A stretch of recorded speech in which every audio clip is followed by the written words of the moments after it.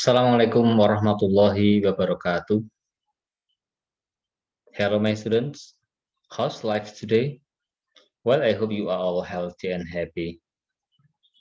Okay, students, before starting our activities, let's start our activities by saying basmalah together. Bismillahirrahmanirrahim. Okay, students, this is the first time we study in class 9. Jadi ini adalah hari pertama kita belajar bahasa Inggris kelas 9 ini, dan sebelumnya saya akan sampaikan sesuatu yang mungkin sudah disampaikan oleh guru-guru bahasa Inggris kalian di kelas 7 maupun kelas 8. Jadi untuk merefresh ataupun juga memotivasi kita dalam belajar bahasa Inggris. Jadi untuk apa tuh kita belajar bahasa Inggris? Why do we need to study English? Ada banyak alasan. Yang pertama, English is used as an international language. Jadi bahasa Inggris ini digunakan sebagai bahasa internasional, maka akan sangat penting untuk kita mempelajarinya, karena siapa tahu di antara kalian nanti akan ada yang bekerja di luar negeri. Nah, disitulah kalian nanti akan merasakan betapa bahasa Inggris akan sangat bermanfaat untuk kalian. Demikian juga tidak harus keluar negeri, misalnya kalian di dalam negeri, kalian bekerja di tempat di mana memang di situ banyak orang-orang luar negeri, entah itu di kedutaan atau mungkin di hotel-hotel berbintang 5. Nah, di situ juga banyak kesempatan kalian untuk menggunakan bahasa Inggris kalian. Nah, karena memang bahasa Inggris menjadi bahasa internasional yang banyak digunakan di berbagai negara, maka sangat penting untuk kita mempelajari bahasa Inggris. Next, most information in the internet are presented in English. Saya yakin di era sekarang, di era Android ya, kalian sudah hampir semua memiliki perangkat Android, kalian bisa searching, bisa googling. Nah, kalian bisa lihat di situ bahwa sebagian besar informasi di internet itu disampaikan dalam bahasa Inggris. Maka dengan menguasai bahasa Inggris tentu akan sangat menguntungkan bagi kalian, bagi kita.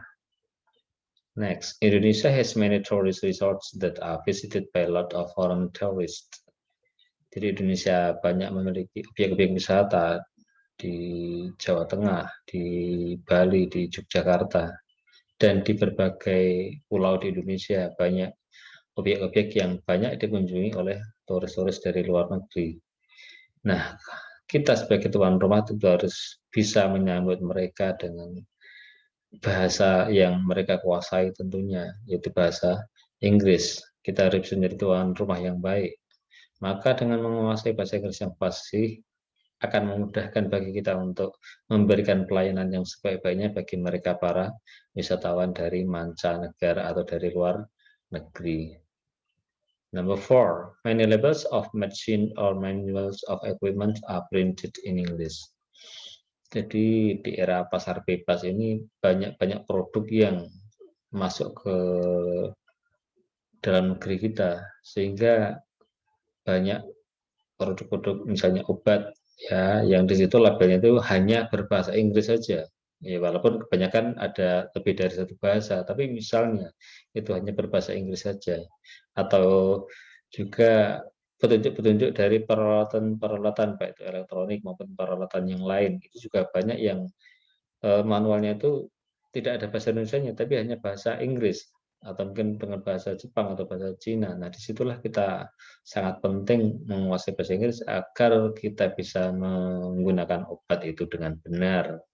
Karena tentu fatal kan kalau kita sampai salah dalam membaca petunjuk dalam label obat. Demikian juga dalam petunjuk penggunaan alat-alat, yang di situ kalau kita sampai salah dalam memahami petunjuk itu tentu akibatnya bisa fatal, bisa membahayakan. Maka akan sangat penting bila kita mampu menguasai bahasa Inggris. Nah, ini hanya sebagian dari alasan kenapa kita perlu belajar bahasa Inggris. Tentu masih banyak alasan yang lain.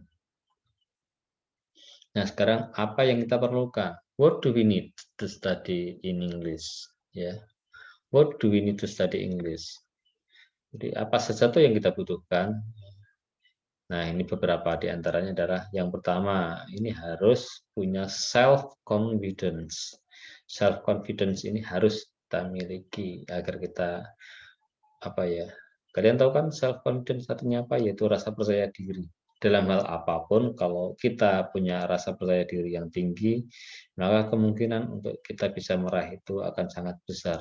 Jadi rasa percaya diri ini bisa menjadi modal besar kita dalam meraih sesuatu. Tanpa rasa percaya diri, kalau kita sudah pesimis, apa iya saya bisa, apa mungkin saya bisa, saya hanya sikap-sikap seperti itu, kurang percaya diri itu tentu akan menghambat kita dalam meraih sesuatu. Maka dengan memiliki self confidence ini akan menjadi modal besar bagi kita untuk meraih apa yang kita inginkan. Dalam hal ini adalah mempelajari bahasa Inggris.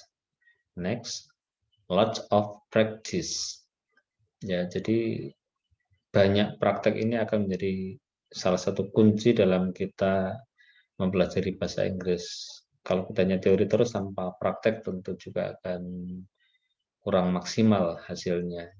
Karena bahasa kan memang kita gunakan sehari-hari. Hampir setiap hari kita menggunakan bahasa untuk berkomunikasi. Maka banyak-banyaklah mempraktekkan. Ya, bagaimana caranya? Ya, sesuai dengan yang kita mampu, dengan kondisi yang ada, dengan fasilitas yang ada.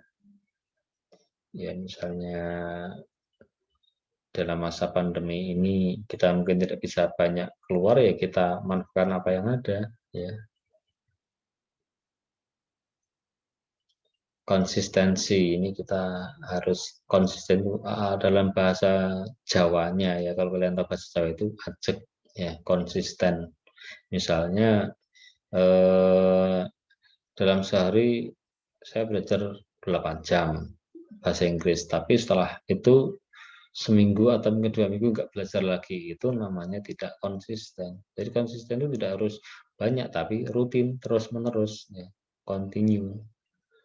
Sehari misalnya berapa, 40 atau 80 menit, tapi terus menerus, itu namanya konsisten. Ya tidak terus lama nggak belajar terus belajar lagi seharian terus nggak belajar lagi lama, itu namanya tidak konsisten. Kemudian perseverance, ya perseverance itu bisa dimaknai keteguhan atau kegigihan. Jadi jangan mudah menyerah dalam belajar bahasa Inggris, ya. Ibaratnya seperti seorang bayi yang belajar berbicara. Bayi belajar berbicara itu dia nggak pernah istilahnya putus asa, walaupun dia ngomong belepotan, sering ditertawakan oleh orang sekitarnya, tapi si bayi tetap berusaha untuk bagaimana bisa berbicara dan akhirnya dia bisa berbicara. Demikian juga kalian waktu kecil belajar naik sepeda. Pernah jatuh kan? Mungkin tidak cuma sekali, 2 kali, bahkan mungkin berkali-kali.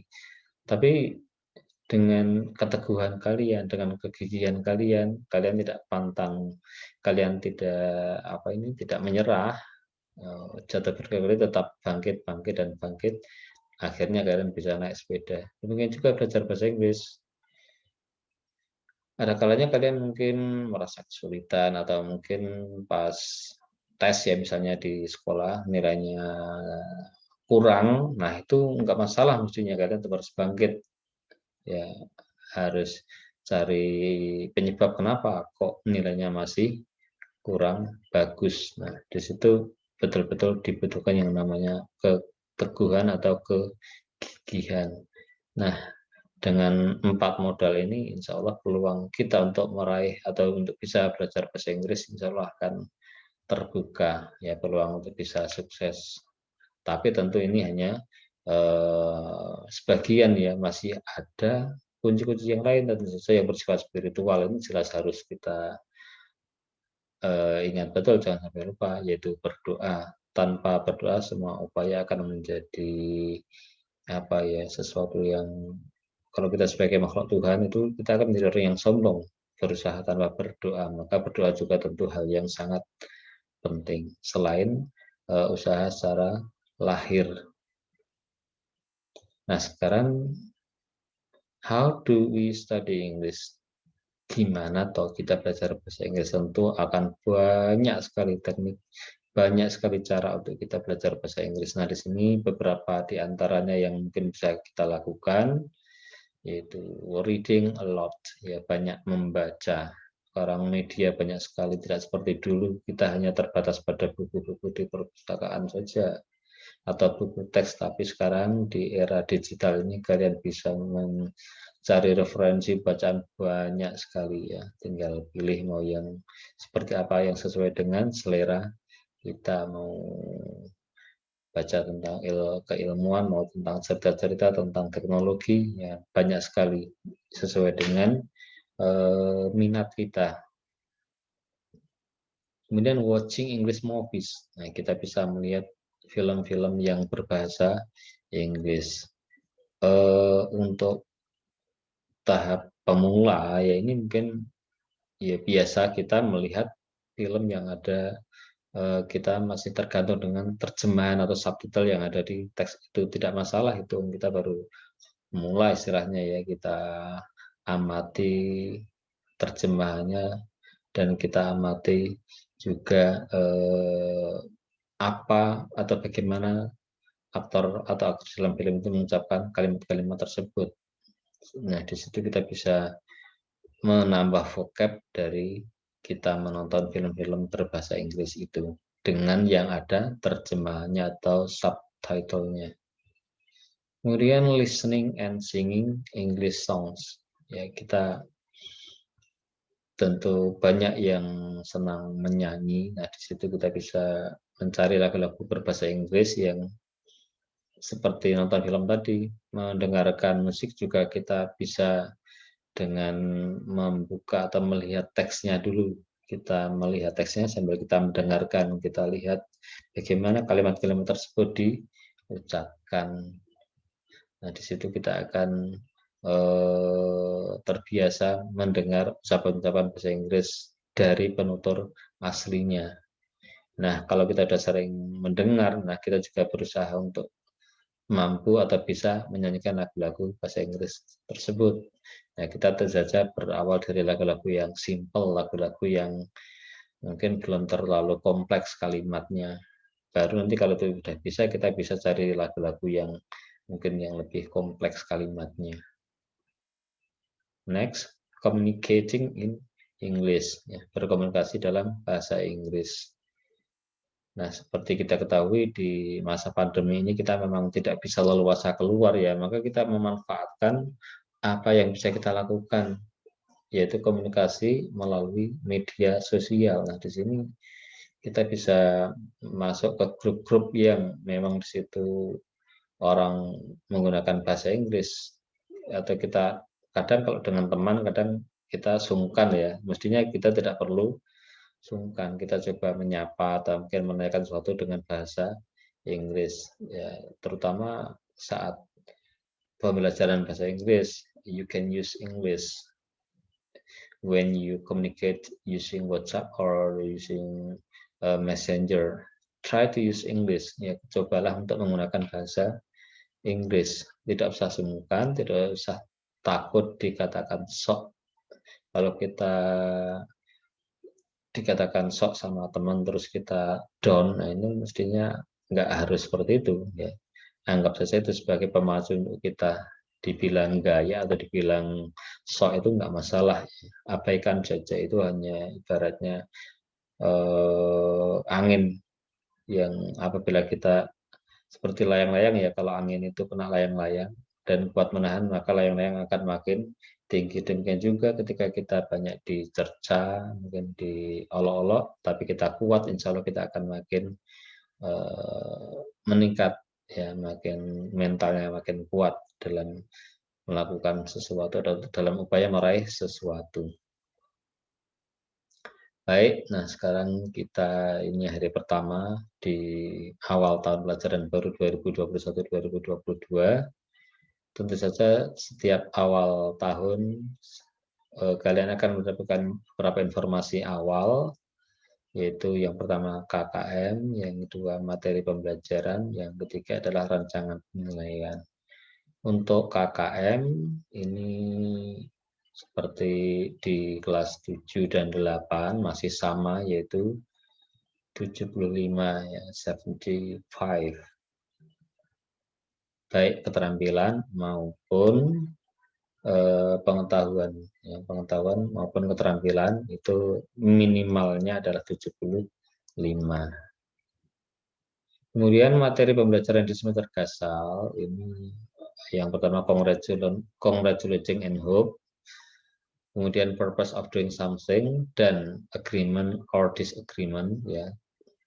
Kemudian ada label, ada procedure, ada present perfect tense. Ini kok ada warna biru dan putih, kenapa? Nah, jadi di era pandemi, di masa pandemi ini memang ada kurikulum khusus yang lebih singkat, ya, lebih materinya tidak sepadat di kondisi yang tidak pandemi, ya. Jadi kita nanti masih melihat perkembangan. Untuk saat ini kita coba untuk memasukkan semua materi, ya.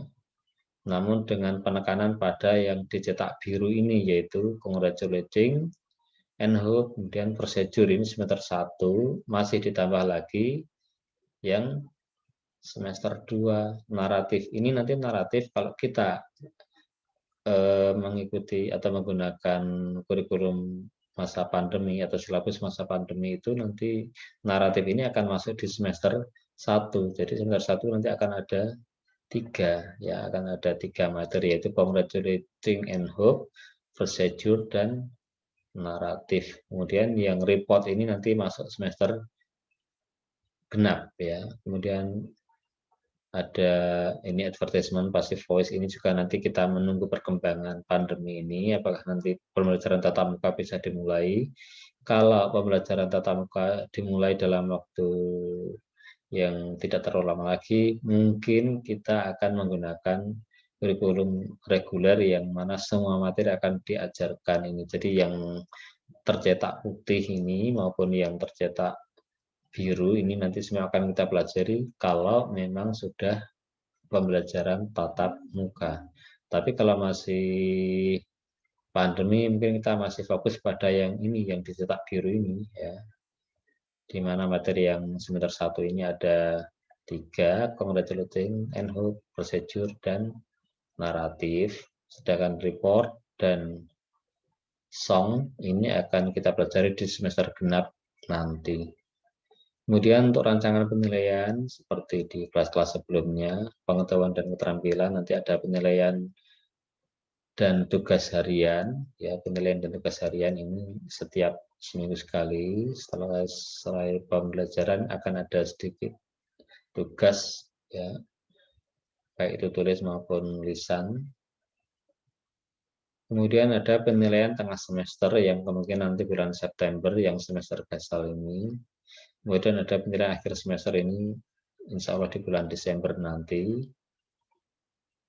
Kemudian penilaian sikap ini sepanjang pembelajaran dari awal sampai akhir ini kami akan merangkum atau mengambil penilaian sikap, di mana untuk spiritual ada salam, ucapan salam, kemudian bersyukur. Kemudian sikap sosial ini ada disiplin, santun, dan tanggung jawab. Nanti kalau ada pemberitahuan terkait ini nanti akan maaf, kalau ada perubahan tentang penilaian sikap atau ada penambahan nanti akan saya sampaikan. Tapi untuk sementara ini, yaitu untuk sosial ini nanti saya akan ambil dari sikap disiplin kalian. Jadi saat saya menyampaikan materi pagi, nanti saya akan lihat presensi atau mungkin kehadiran kalian, keaktifan kalian. Ketika saya menyampaikan materi lewat WA, saya akan lihat siapa saja yang sudah membuka WA itu sebagai presensi atau daftar hadir. Kemudian untuk sikap santun ini ketika kalian bertanya atau mungkin menyampaikan pendapat lewat grup WA, ini akan saya lihat santun atau tidak bahasa yang kalian gunakan dalam berkomunikasi lewat grup WA nantinya. Kemudian tanggung jawab ini tentu saja terkait dengan bagaimana ketika kalian diberi tugas, apakah selalu kalian kerjakan atau hanya kadang-kadang atau bahkan tidak pernah. Nah, ini nanti akan menentukan nilai sikap kalian. Nah, sekarang kita mulai unit 1. Seperti yang kita tadi adalah congratulations and hope. Congratulations and hope, ucapan selamat dan harapan. Here are the examples of congratulations. Congratulations. Ya, ini ada yang singkat, hanya mengucapkan selamat. Ini biasanya diucapkan kalau bertemu langsung dengan orangnya. Kemudian the next example. Congratulations on your success in the science competition. Selamat atas keberhasilanmu dalam lomba ilmu pengetahuan atau semacam olimpiade sains. Kemudian congratulations on getting scholarship. Selamat atas perolehan beasiswa ke London, biasanya untuk belajar ya, ini tugas belajar. Then well done. Ya, ini juga ucapan pujian atas prestasi yang dilakukan atau yang diraih oleh seseorang. Jadi ketika seseorang mengerjakan sesuatu kok hasilnya sangat bagus, kita bisa memberi ucapan dengan kata well done.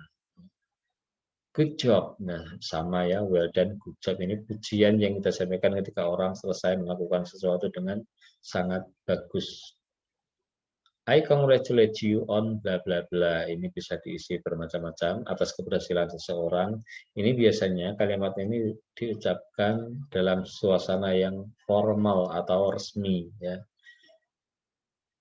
Tidak hanya sesama teman, tapi mungkin dalam situasi yang resmi, mungkin seorang guru pada rekan gurunya yang lain, atau mungkin pada ya yang jelas pada situasi yang formal, mungkin seorang dosen memberikan selamat pada siswanya yang meraih penghargaan dan seterusnya. Yang jelas ini diucapkan dalam suasana yang lebih resmi atau disampaikan dengan gaya bahasa yang lebih resmi. Kemudian I would like to congratulate you on your promotion. Ini juga ungkapan selamat yang sangat resmi, biasanya dalam hubungan pekerjaan, hubungan bisnis ya. Bukan hanya sekedar teman sekolah atau mungkin teman bermain, tidak, tapi hubungan mungkin relasi atau teman bisnis atau mungkin manajer pada karyawannya dan seterusnya, atau karyawan pada manajer dan sebaliknya. Kemudian responnya ya biasa ya, kalian pasti sudah tahu, yaitu thanks, thank you, many thanks, atau mungkin thanks million, thank you so much, dan lain-lain. Yang jelas tentu saja ucapan terima kasih ketika kita diberi ucapan congratulations. Nah sekarang examples of hope, ya contoh ungkapan harapan. Misalnya number one, I hope you will be the winner in the competition. Aku harap kamu akan jadi pemenang dalam kompetisi itu. I wish your dream will come true. Aku harap impianmu akan menjadi kenyataan. Next, I hope you will be more. Aku harap kamu akan lebih sukses dalam atau di kantor barumu. I wish this bicycle will be useful for you. Aku harap sepeda ini akan berguna untukmu. Jadi bisa hope atau wish yang maknanya aku berharap. Bisa juga dengan ucapan singkat good luck yang bisa dimaknai secara umum semoga kamu berhasil. Nah, respon atau balasan atau tanggapan ketika kita diberi ucapan harapan, misalnya orang lain berharap kita sukses, kita tentu saja menjawab dengan thanks, I hope so. Terima kasih, saya juga berharap demikian. Atau thanks, wish me luck. Ya, misalnya kita diberi ucapan harapan, misalnya orang lain bilang pada kita, orang lain berkata kepada kita, semoga kamu berhasil dalam ujianmu, atau semoga kamu berhasil dalam lomba sains, atau kamu semoga berhasil dalam lomba bercerita. Maka kita menjawabnya thanks ya. Ketika orang lain mengatakan I hope you will be successful, maka kita bisa merespon dengan thanks, wish me luck. Terima kasih, Terima kasih. Wismillah yang maknanya doakan aku berhasil. Baik, itu sekilas atau sedikit ini memang materi pertama ini tidaklah terlalu rumit, hanya bagaimana kita mengucapkan selamat dan bagaimana tanggapannya. Tentu saja kalian bisa memahami dengan mudah. Nah, untuk itu, untuk menambah pemahaman kalian, saya akan berikan tugas, yaitu pertama, lihatlah video melalui link yang nanti akan saya berikan di grup WA. Kemudian jawablah pertanyaan yang diberikan di dalam video itu. Jadi pertanyaan itu ada di dalam video itu. Kalian bisa menjawab kalau kalian melihat videonya. Nah, bisa dipahami ya? Okay, students, I think it's enough for this occasion. I hope you can understand what we have studied today. And let's end this activities by saying Hamdalah together. Alhamdulillahirabbil alamin. See you the next occasion. See you next time. Assalamualaikum warahmatullahi wabarakatuh. Good luck.